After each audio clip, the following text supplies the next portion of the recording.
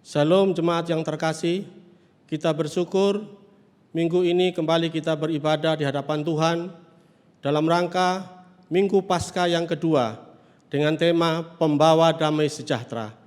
Firman Tuhan akan disampaikan oleh Bapak Yakob Saragi. Karena itu jemaat diundang untuk berdiri, kita akan memulai ibadah kita dengan memuliakan Allah yang Esa.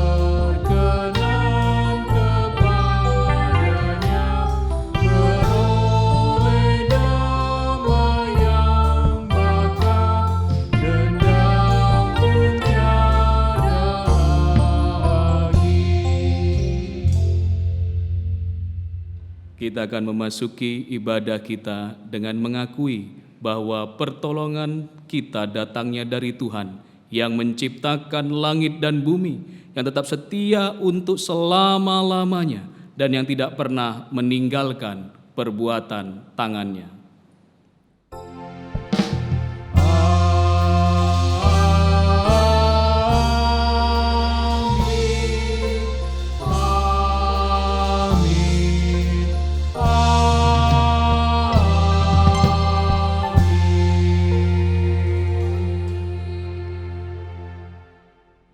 Kasih karunia dan damai sejahtera dari Allah Bapa kita dan dari Tuhan Yesus Kristus menyertai saudara sekalian.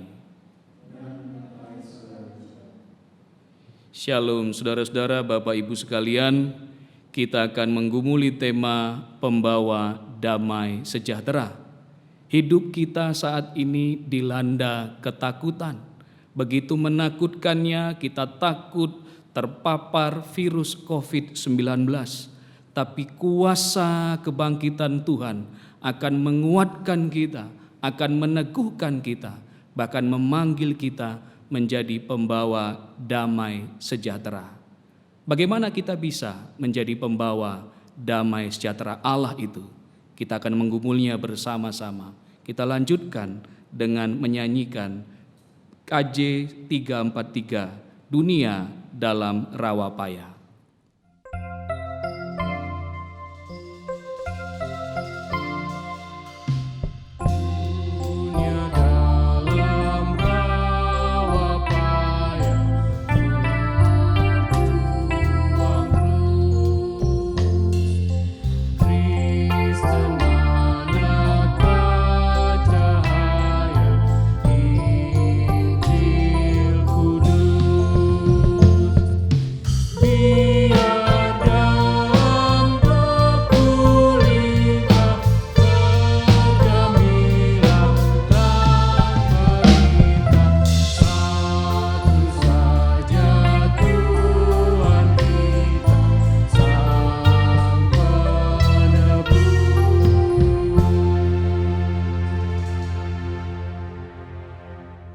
Kita masuk dalam pengakuan dosa.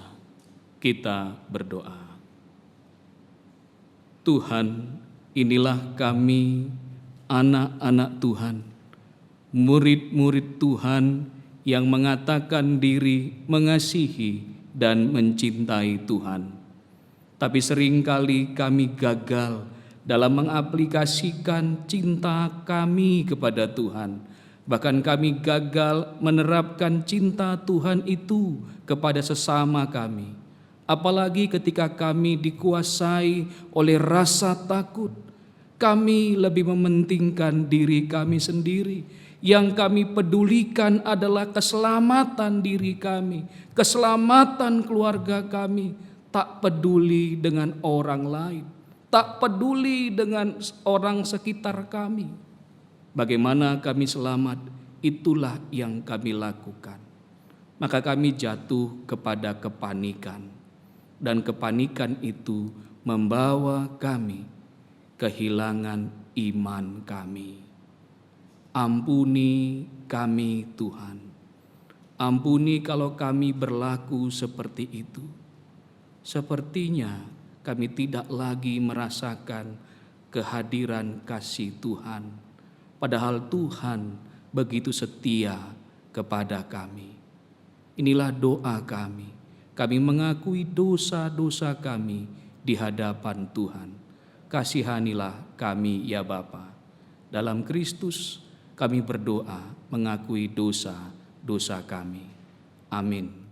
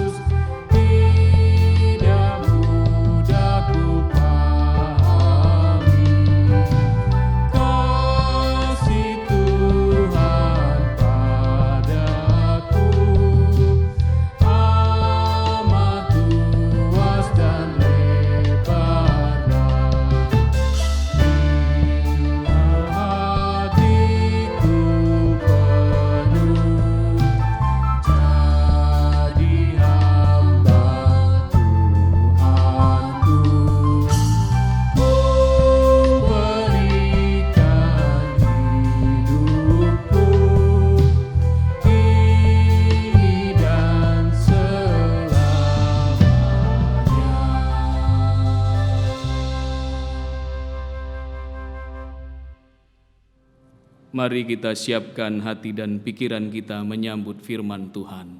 Kita berdoa. Kami bersyukur Bapa Tuhan terus memberkati setiap kami. Dan kami saat ini rindu mendengarkan dan merenungkan firman Tuhan. Bapa berkati setiap kami. Bapa hadirlah menyapa kami, melembutkan setiap hati kami. Berikan kami hikmat, sehingga kami benar-benar merasakan jamahan Tuhan lewat ibadah kali ini, lewat perenungan firman Tuhan kali ini, sehingga firman ini menguatkan kami. Firman ini juga membuat hidup kami lebih kuat di dalam menghadapi persoalan-persoalan kami. Dan sungguh-sungguh kami menjadi pembawa damai sejahtera. Dalam Kristus kami berdoa. Amin. Bapak Ibu Saudara-saudara sekalian, kita akan merenungkan firman Tuhan. Sebelumnya kita membaca dari Injil Yohanes pasal yang ke-20 ayat yang ke-19 sampai ayatnya yang ke-29. Yesus menampakkan diri kepada murid-muridnya. Ketika hari sudah malam pada hari pertama minggu itu, berkumpullah murid-murid Yesus di suatu tempat dengan pintu-pintu yang terkunci, karena mereka takut kepada orang-orang Yahudi.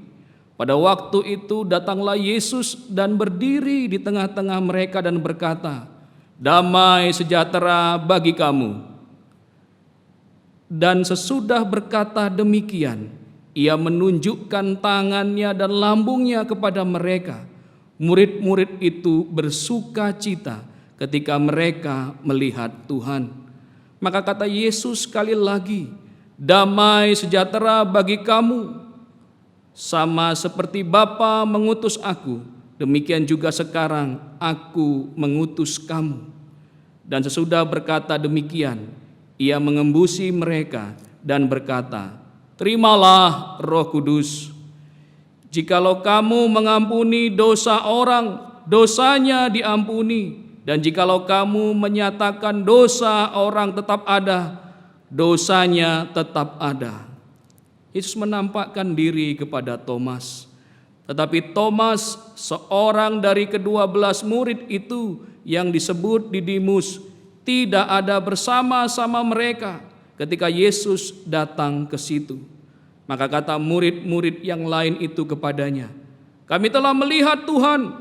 Tetapi Thomas berkata kepada mereka, sebelum aku melihat bekas paku pada tangannya, dan sebelum aku mencucukkan jariku ke dalam bekas paku itu, dan mencucukkan tanganku ke dalam lambungnya, sekali-kali aku tidak akan percaya. 8 hari kemudian murid-murid Yesus berada kembali dalam rumah itu, dan Thomas bersama-sama dengan mereka. Sementara pintu-pintu terkunci, Yesus datang dan ia berdiri di tengah-tengah mereka dan berkata, damai sejahtera bagi kamu. Kemudian ia berkata kepada Thomas, taruhlah jarimu di sini dan lihatlah tanganku. Ulurkanlah tanganmu dan cucukkanlah ke dalam lambungku, dan jangan engkau tidak percaya lagi, melainkan percayalah. Thomas menjawab dia, ya Tuhanku dan Allahku. Kata Yesus kepadanya, karena engkau telah melihat aku, maka engkau percaya. Berbahagialah mereka yang tidak melihat namun percaya. Demikianlah bacaan firman Tuhan. Berbahagialah mereka yang mendengarkan firman Allah dan yang memeliharanya. Haleluya. Haleluya, haleluya, haleluya.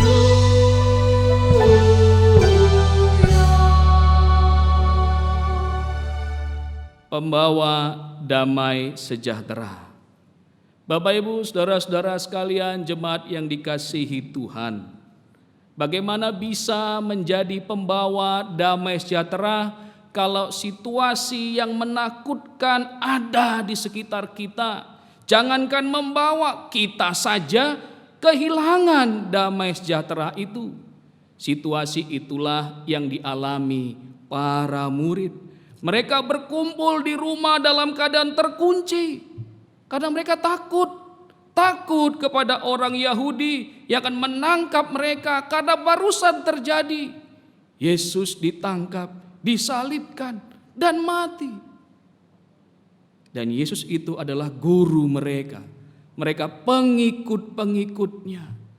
Mereka takut akan mengalami nasib yang sama seperti guru mereka. Maka mereka mengurung diri di tempat yang terkunci.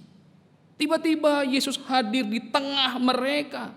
Bukankah itu situasi yang menakutkan? Pintu yang terkunci, tiba-tiba sang guru yang sudah mati itu hadir di sana. Bapak Ibu, saudara-saudara, kesedihan masih melingkupi mereka, ketakutan masih melingkupi mereka, tapi sang guru tiba-tiba ada di tengah-tengah mereka.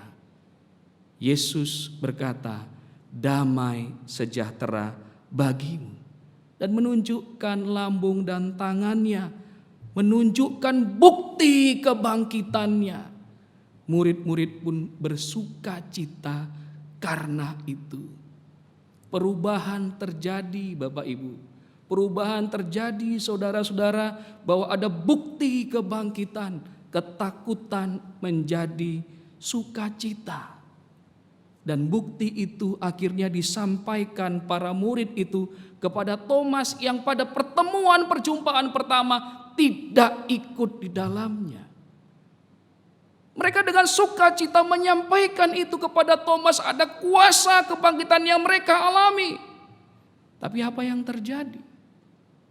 Thomas menganggap itu hoax, berita bohong. Mana mungkin, sebelum aku melihat buktinya, sebelum mencucukkan pada lubang di tangan dan di lambungnya, sekali-kali aku tidak percaya.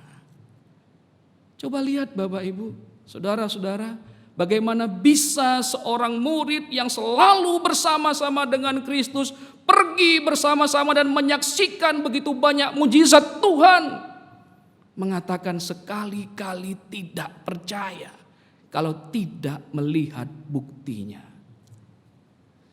Baru kemudian ke-8 harinya, pertemuan yang sama yang dialami para murid-murid pada waktu itu juga dialami Thomas. Tempatnya sama, keadaannya sama, Yesus hadirnya sama di tengah-tengah tiba-tiba dan menyapa dengan cara yang sama, damai sejahtera bagimu.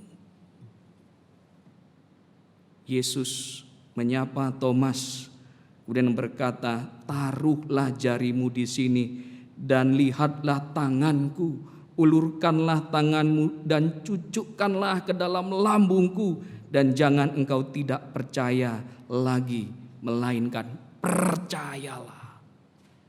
Yesus menegaskan itu. Dan perjumpaan itu membuat Thomas yang tadi tidak percaya menjadi percaya karena melihat dengan nyata bukti kebangkitan itu. Dan Thomas mengatakan, ya Tuhanku, Allahku. Pengakuan yang seperti ini, pengakuan yang mengakui adanya kebangkitan itu. Tapi setelah melihat bukti, Yesus menyampaikan anggapannya, kesannya, bahwa ternyata para murid ini adalah orang-orang yang hanya percaya kalau melihat. Maka Yesus menutup pembicaraan itu dengan mengatakan, berbahagialah mereka yang tidak melihat namun percaya. Thomas sudah mengakui Yesus sebagai Tuhan dan Allah, tapi lebih berbahagia lagi kalau dia percaya walau tidak melihat. Bapak, Ibu, dan saudara-saudara yang dikasihi Tuhan, berbahagialah mereka yang tidak melihat namun percaya. Pengalaman bersama Tuhan tadi itu harusnya membuat Thomas dan para murid lainnya sudah yakin pada kebangkitan itu. Peristiwa kebangkitan itu bukan cuma isapan jempol, bukan cuma isu, dan bukan cuma sekedar nubuatan-nubuatan palsu dan janji-janji palsu. Tapi kuasa kebangkitan itu nyata dan harusnya mereka percaya. Bukti fisik menjadi tuntutan para murid. Dan ketika mereka menemukan itu, mereka baru percaya. Bapak Ibu, bukankah kita juga melakukan hal yang sama dengan para murid? Sudah berapa lama kita menjadi orang beriman, pengikut Kristus? Sudah berapa lama kita mengalami begitu banyak mukjizat dan pertolongan Tuhan dalam hidup kita, dalam sejarah hidup kita. Tapi seringkali ketika kita mengalami masalah, kita mengalami situasi yang membuat kita tak berdaya, kita takut. Kita menjadi goyah, seolah-olah Tuhan tidak lagi beserta kita, seolah-olah Tuhan tidak lagi mengasihi kita. Mana bukti karya Tuhan? Kenapa makin banyak orang yang menderita bahkan meninggal karena pandemi COVID ini? Semakin hari semakin menakutkan. Di mana Tuhan? Sampai kapan ini akan terjadi? Pertanyaan demi pertanyaan yang membuat kita semakin ragu pada kuasa Tuhan. Paskah kedua ini kita diingatkan lagi. Yesus sudah bangkit. Kuasanya lebih besar dari persoalan-persoalan kita. kematian saja pun dia sudah kalahkan. Apalagi yang kita perlu takutkan. Mari kita lihat karya Tuhan dalam kondisi yang kita anggap menakutkan saat ini. 1 mimbar di gereja ditutup, tapi 1000 mimbar di rumah-rumah terbuka. Dan dilayankan firman Tuhan di sana. Kita memuji Tuhan di rumah-rumah. Bukankah itu kuasa Tuhan?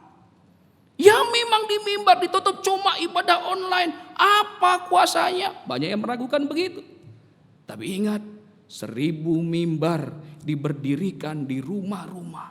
Dan itu kuasa yang luar biasa yang Tuhan berikan kepada kita, yang Tuhan tunjukkan kepada kita. Selama ini kita tidak menyangka kan, kita bisa beribadah di rumah, kita bisa memberikan banyak pujian, kita bisa menyaksikan kasih Tuhan di rumah-rumah.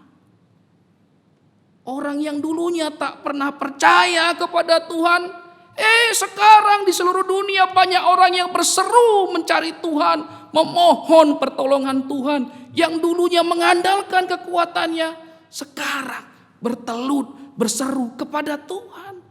Bukankah itu kuasa Tuhan di balik pandemi ini? Ada lagi, begitu banyak keluarga-keluarga yang dulu sibuk semuanya, gak pernah berkumpul bersama-sama. Sekarang punya banyak waktu yang begitu luang untuk bersama-sama, melakukan segala hal bersama-sama. Dan bukankah ini yang dirindukan oleh banyak kita? Weekend saja kadang-kadang kita sudah gak punya waktu. Apalagi para pelayan Tuhan. Melayani Tuhan di gereja, jadi majelis, jadi singer, jadi pemusik, jadi aktivis gereja. Weekend saja sudah hilang. Gak ada waktu untuk keluarga. Tuhan berikan kesempatan ini. Tinggallah bersama dengan keluargamu. Hidupi keluargamu dengan penuh kasih sayang. Dan ini bukti kuasa Tuhan.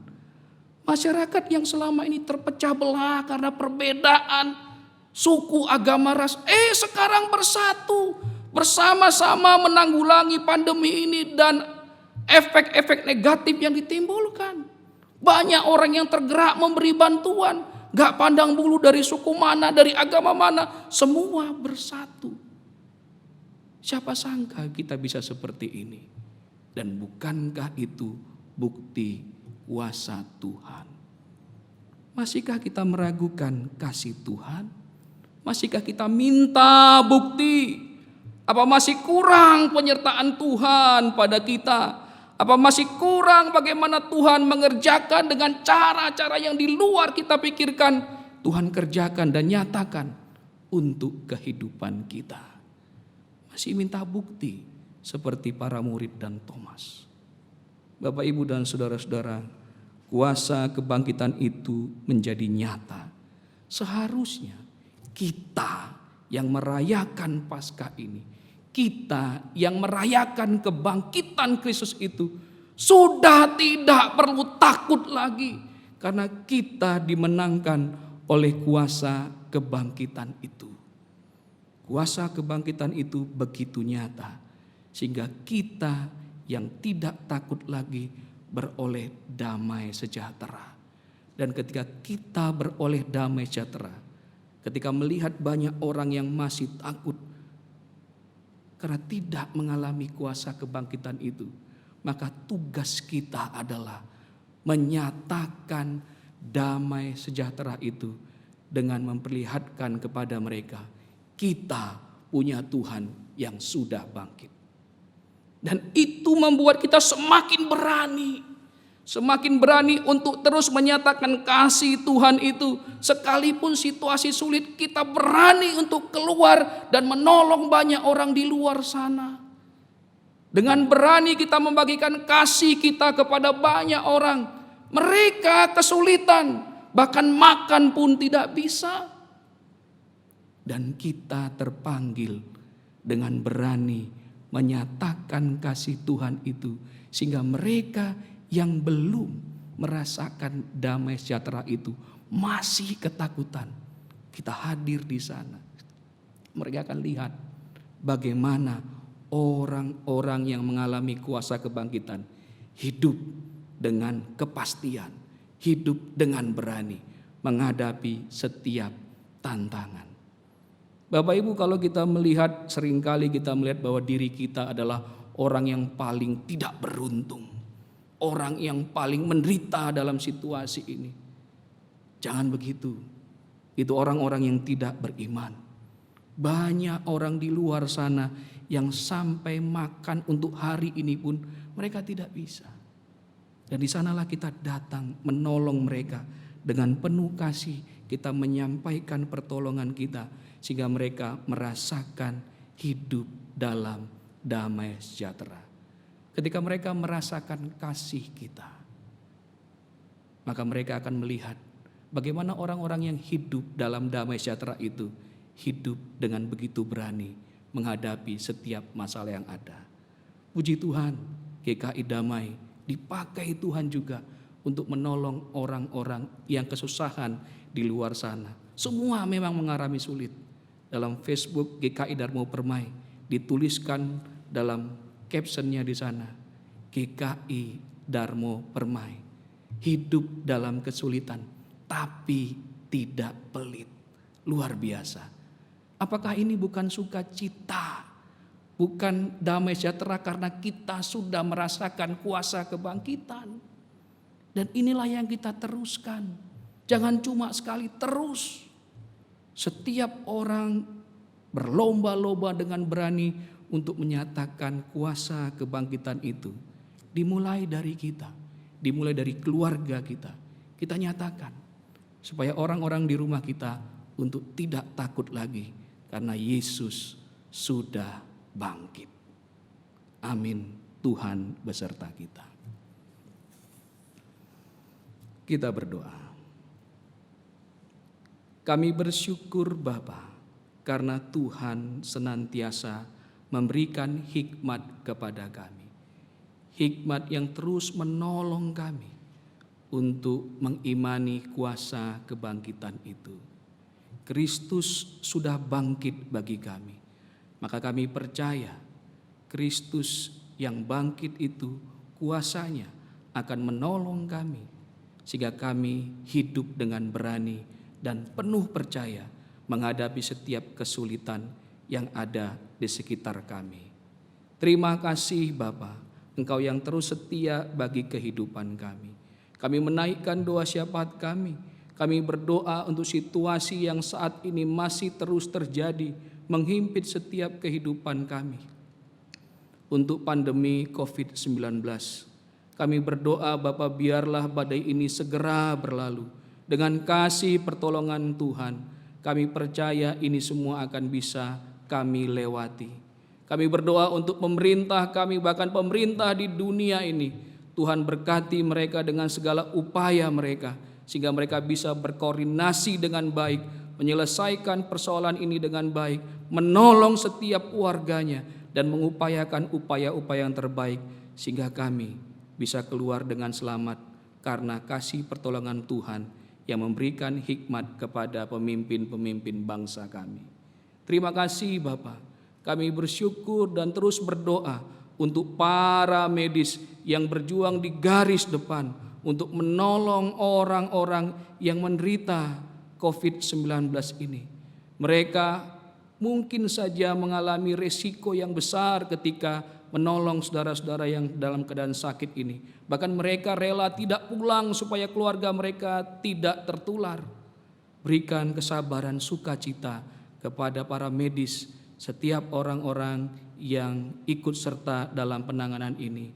Biarkan mereka juga terus merasakan kasih Tuhan, sehingga mereka tidak juga dihantui rasa takut. Terima kasih Bapa. Kami juga berdoa dengan saudara-saudara kami yang mungkin sekarang sedang terjangkiti penyakit itu. Ada rasa takut pada mereka. Bahkan mereka juga dianggap sebagai orang yang harus dihindari ketika mereka tidak bisa kontak dengan keluarga mereka yang sehat. Biarlah mereka Tuhan juga pulihkan, Tuhan hiburkan, Tuhan berikan kekuatan. Keluarga mereka juga Tuhan juga ikut pulihkan dan sembuhkan, sehingga mereka juga bisa bersuka cita karena kasih kesembuhan dari Tuhan. Terima kasih Bapa, kami juga berdoa untuk pemulihan ekonomi karena pandemi COVID-19 ini. Biar semuanya juga bisa diselesaikan dengan baik dan kami pun bisa memperbaiki ekonomi kami sehingga kami pun bisa merasakan sukacita dalam sejahtera bersama dengan Tuhan. Terima kasih Bapa, kami serahkan pergumulan kami, kehidupan kami dalam tangan kasih Tuhan. Kami percaya kuasa kebangkitan Tuhan akan terus menyertai dan bersama dengan kami. Amin. Jemaat silakan berdiri.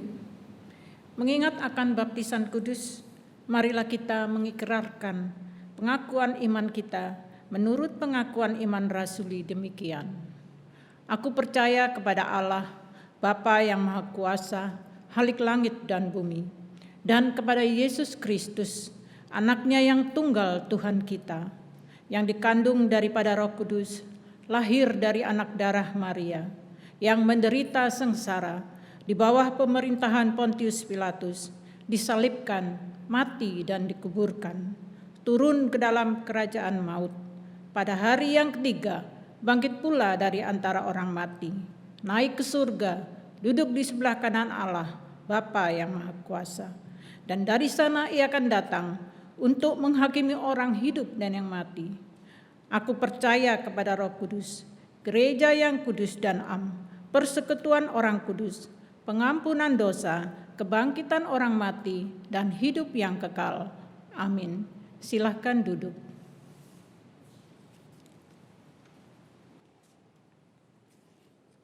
Mari jemaat, kita akan memberikan persembahan syukur kita. Namun sebelum kita memberikan persembahan, saya bacakan dari 2 Korintus 9 ayat 7 yang berbunyi demikian. Hendaklah masing-masing memberikan menurut kerelaan hatinya, jangan dengan sedih hati atau karena paksaan, sebab Allah mengasihi orang yang memberi dengan sukacita. Mari kita berikan persembahan kita dengan menaikkan pujian, hidup kita yang benar.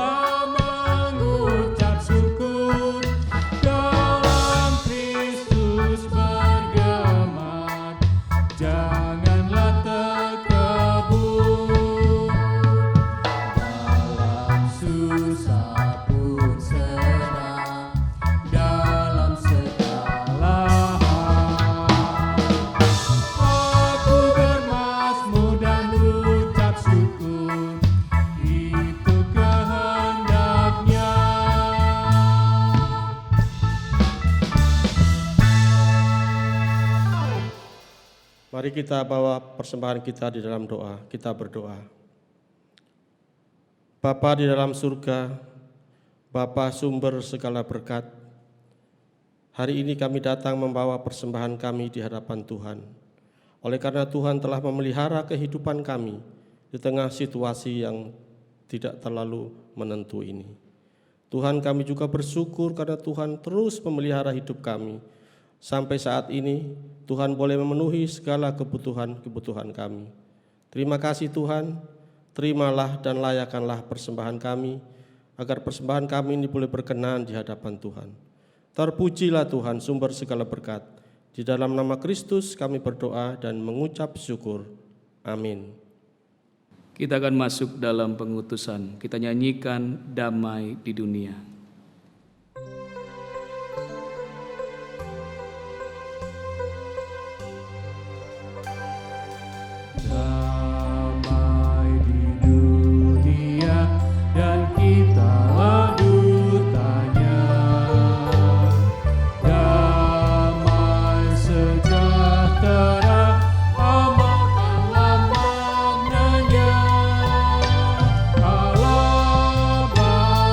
Kita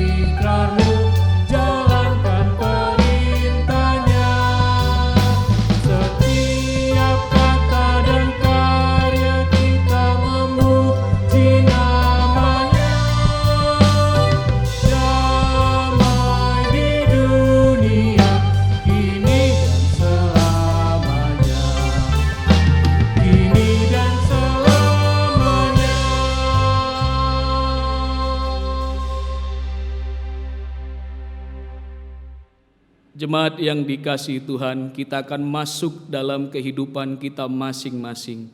Jangan lagi takut, karena Kristus sudah bangkit. Apapun masalah hidupmu, Kristus akan besertamu. Dan biarlah dengan berani kita bersama-sama akan nyatakan kasih Tuhan dalam kehidupan kita. Maka arahkanlah hatimu kepada Tuhan. Jadilah saksi Kristus.